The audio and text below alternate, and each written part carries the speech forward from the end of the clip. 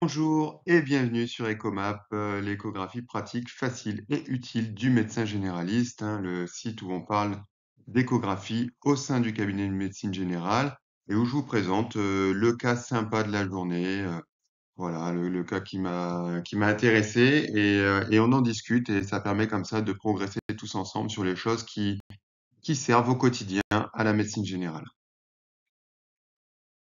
Alors aujourd'hui, il s'agit d'un homme de 56 ans qui nous amène le cas clinique.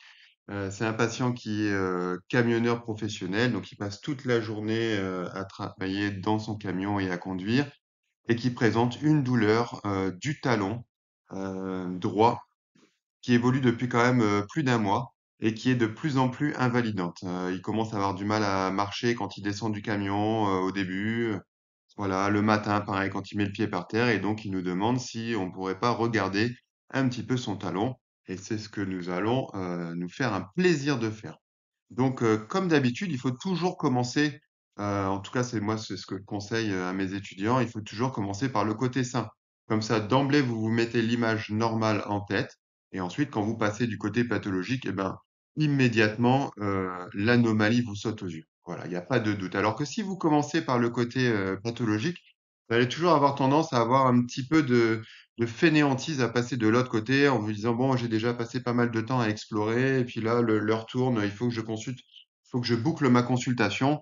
Bon, bah tant pis, voilà. Alors qu'en fait, si vous aviez commencé par le côté normal, il aurait fallu que quelques secondes en poste la sonde pour vous dire, ah bah oui, effectivement, il y a un problème. Donc, qu'est-ce qu'on voit sur cette image du côté sain? Donc, on remarque déjà donc il s'agit d'une coupe sagittale centrée sur le calcanéum, coupe extrêmement facile à faire, qui néanmoins peut être quand même nécessiter quelques réglages de l'appareil, puisque la couche cornée, qui peut être importante chez certains patients, va être génératrice d'artefacts. Normalement, on peut s'en sortir assez facilement. Je vous donne ma technique. Je mets de la crème, gel d'échographie sur le talon du patient. Et puis en fait, je masse un peu le talon du patient avec la crème, ce qui va assouplir la couche cornée, qui va la réhydrater. Et je peux vous garantir que derrière, vous aurez des images nettement plus belles.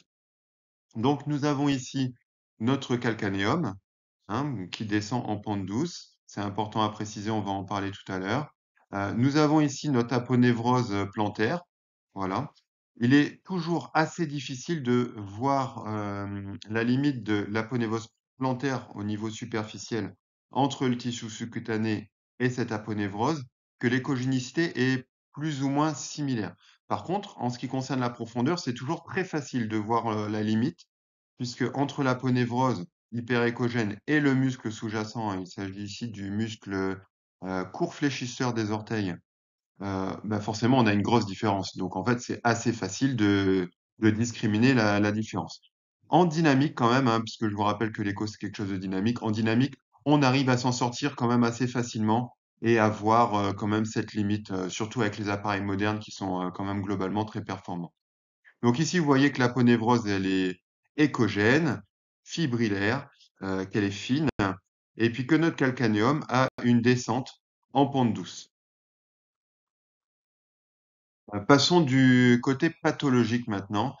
Alors, qu'est-ce qu'on observe? Bah déjà, une grosse différence, hein. Quand on fait un mode dual et qu'on observe simplement déjà l'image, notre aponévrose du côté pathologique n'est plus du tout échogène.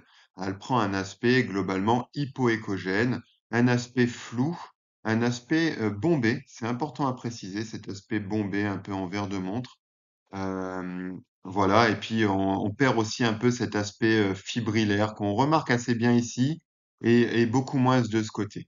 Qui est le plus criant? C'est vraiment l'épaississement de cette aponévrose plantaire, hein. D'ailleurs, les mesures, comme toujours, vont vous sortir de beaucoup de soucis.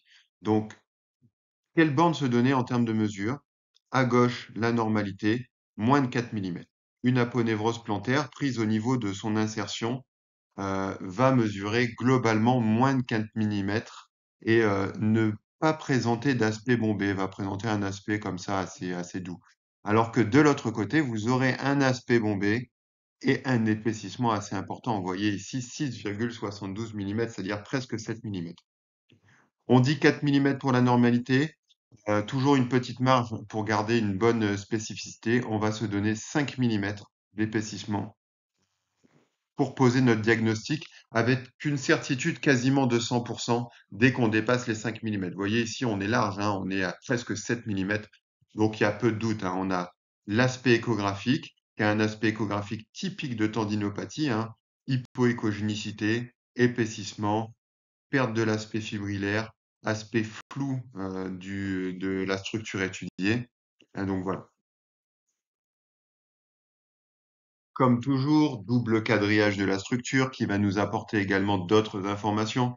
Vous voyez que dans cette coupe, cette fois-ci transversale, nous avons ici notre calcanéum et notre aponévrose. Et vous voyez que l'aponévrose présente en son sein de nombreuses microcalcifications, hein, ce qui est normal, hein, dans l'aponévrosite plantaire chronique d'observer ces microcalcifications.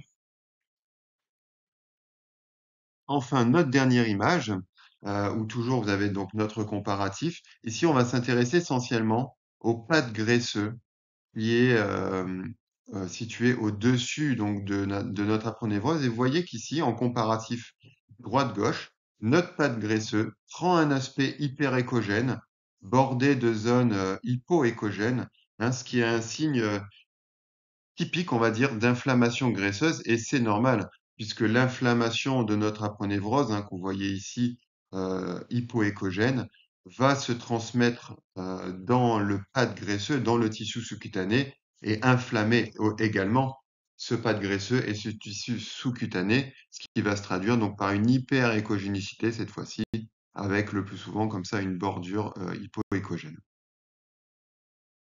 Donc, vous voyez que l'échographie dans les, on va dire, aponévrosites plantaires est intéressant, pose le diagnostic facilement. Déjà, visuellement, si on se sert intelligemment du comparatif et du mode dual, et puis également par une simple mesure de l'épaisseur de cette aponévrose, au-delà de 5 millimètres, vous êtes quasiment sûr de votre diagnostic à 100%. Donc, je trouve que c'est utile. Et là, pour le coup, c'est vraiment de l'échographie typique du médecin généraliste.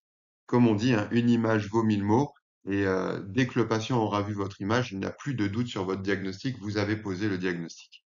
Allez, je vous dis à très bientôt pour une prochaine vidéo sur EcoMap.